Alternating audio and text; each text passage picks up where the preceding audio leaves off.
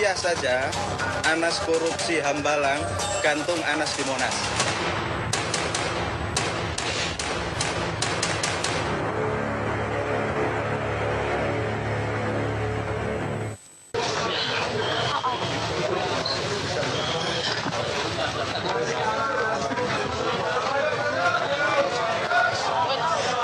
Panas kiri, panas kiri, panas.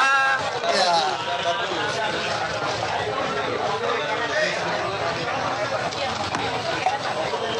Panas nih Pak, panas. Yang lain pakai lampu, sampai pakai LED. Biar langsung Pak. Jadi biar giliran, jadi kita foto-foto juga. kita kan yang foto.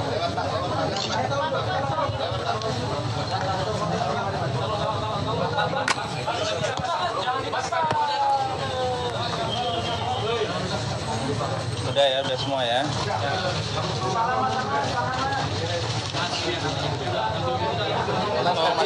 Tolong. Sini. Awas, kabel.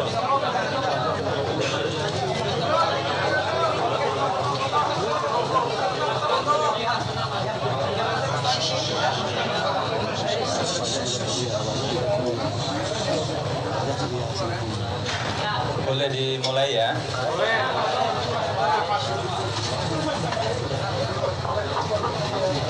Terima kasih. Assalamualaikum warahmatullahi wabarakatuh. Waalaikumsalam warahmatullahi wabarakatuh.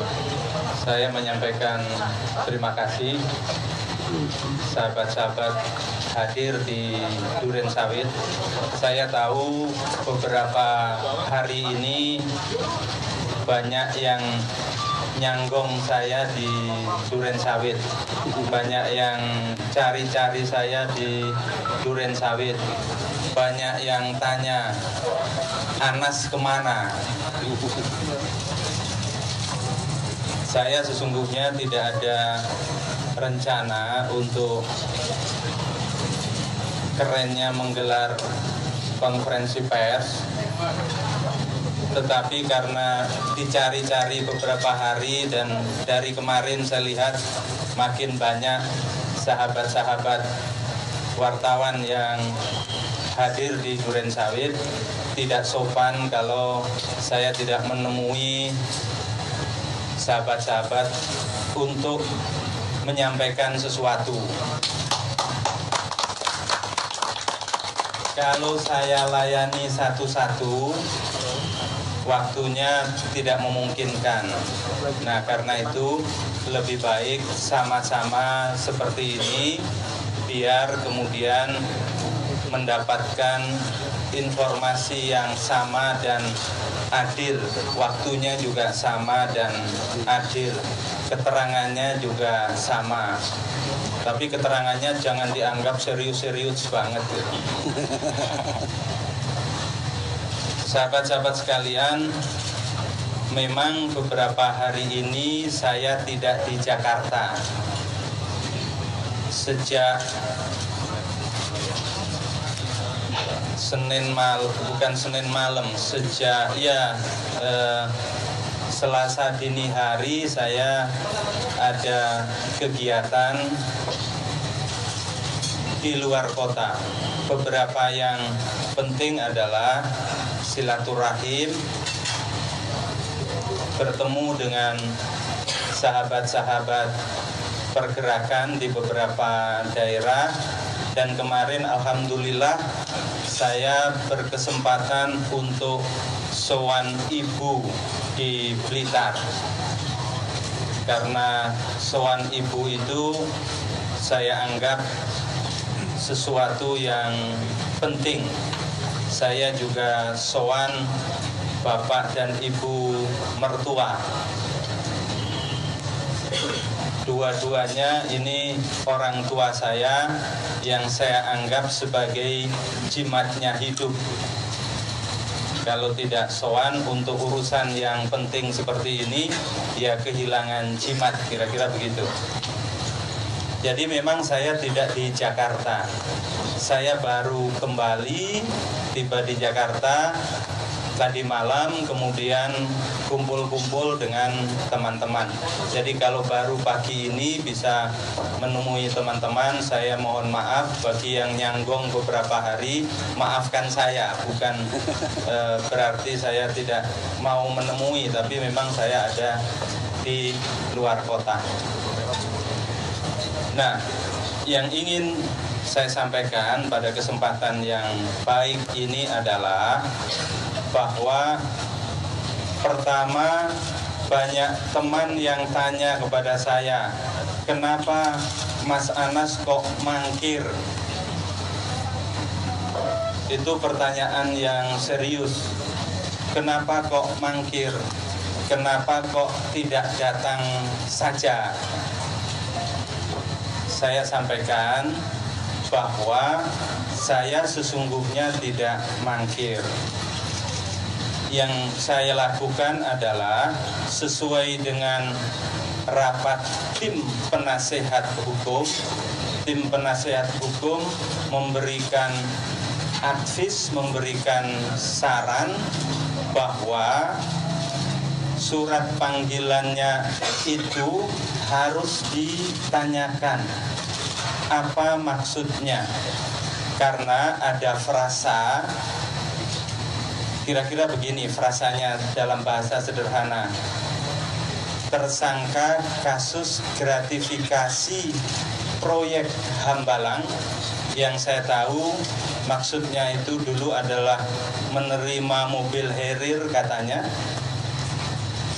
dan atau proyek-proyek lainnya. Sebagai orang yang awam hukum, saya memang tanya kanan kiri, apa kira-kira ini? Saya tanya, ada yang menjawab, oh belum pernah ada bunyi panggilan atau sprindik seperti ini. Katanya dalam hukum sprindik itu biasanya jelas gitu.